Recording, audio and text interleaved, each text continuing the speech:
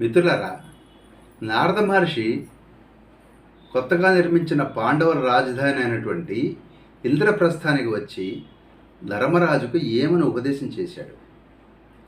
ఆయన ఉపదేశం చేసిన రాజనీతిలో ఈనాటి పరిస్థితులకు అద్దం పట్టే ఏమేమి విషయాలు ఉన్నాయి, ఆనాటికి ఈనాటికి రాజు పాటించాల్సిన రాజధర్మం గురించి నారద మహర్షి ఏం చెప్పారు.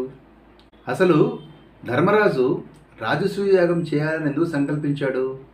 దాని వెనక ఉన్నటువంటి ప్రేరణ ఏమిటి? నారద మహర్షి ప్రేరేపించాడా, ఇంకెవరన్నా ప్రేరేపించారా? నారద మహర్షి వివిధ లోకాల్లో ఉన్నటువంటి గొప్ప గొప్ప సభల గురించి ఏమని వర్ణించాడు? ధర్మరాజు రాజసూయ యాగం చేయాలి అనుకున్నప్పుడు మొదటగా ఎవరిని సంప్రదించాలి అని అనుకున్నాడు. ధర్మరాజు తన రాజసూయ యాగానికి ముఖ్యంగా ఎవరు అడ్డుగా నిలిచారు అన్న విషయాన్ని తెలుసుకోగలిగాడు. అతి క్లిష్టమైనటువంటి ఈ రాజసూయ యాగం చేసేందుకు గాను ధర్మరాజు ముందడుగు వేశాడా, వెనకడుగు వేశాడా?